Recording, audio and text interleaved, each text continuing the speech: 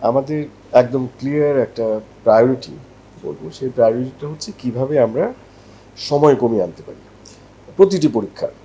So প্রত্যেকটা পরীক্ষার জন্য একটা করে আমরা এক্সাম ক্যালেন্ডারের মতো তৈরি করেছি উইথ ক্লিয়ার টাইম লাইন, যে প্রতিটা পরীক্ষা কবে শুরু হবে, কবে তার রিটেন হবে, কবে তার প্রিলিমিনারি হবে, কবে তার ভাইভা হবে।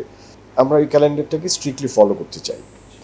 এবং এখন থেকে যেটা আমরা করব যে যে 44, 45, 46 বিসিএস এবং 47 বিসিএস এই সবগুলোরই এই যে এক্সাম ক্যালেন্ডারটা তৈরি করা হবে সেগুলোকে নিয়ে ইন্টিগ্রেট করে আমরা একটা মাস্টার এক্সাম ক্যালেন্ডার তৈরি করব, এবং মাস্টার এক্সাম ক্যালেন্ডারের মাধ্যমে আমরা বুঝতেও পারবো যে আমরা কবে কোন পরীক্ষাটা নেব।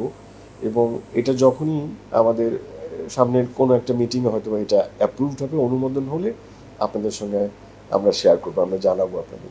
আসলে এক বছরে করাটা চ্যালেঞ্জ আছে, কিন্তু অসম্ভব না।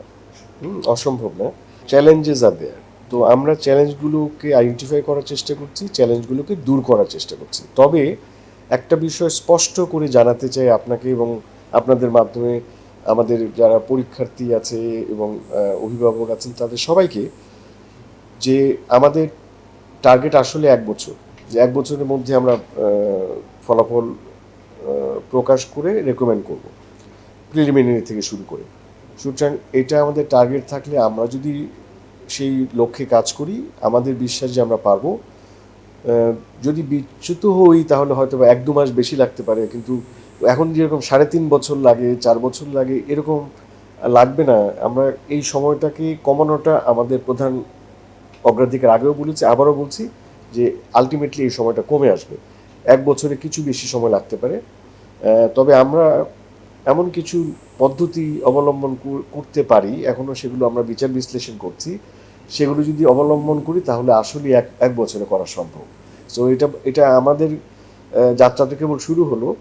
আমরা মনে করি যে 48 থেকে হয়তো বা নতুনভাবে আপনারা দেখবেন 47 কেবল আমরা তো শুরু করলাম আসার পরে, আমাদের যাত্রা শুরু করার পরেই 47 আমাদের বিসিএস নিয়ে আমাদের প্রথম বলবো যে বিসিএস। বাট 48 বিসিএস থেকে আমরা অনেক অনেক আমরা মনে করছি যে প্ল্যান আছে আমাদের, যে ওটাকে সময় কমিয়ে আনা, ওটাকে আরও সুন্দর সিলেবাসের মাধ্যমে করা যায় কিনা। সো এগুলো নিয়ে আমরা আলাপ আলোচনা করছি, বিচার বিশ্লেষণ করছি, এবং ভবিষ্যতে আমরা সেই ব্যাপারেও 48 থেকে আমরা হয়তো কাজ করবো, শুরু করবো।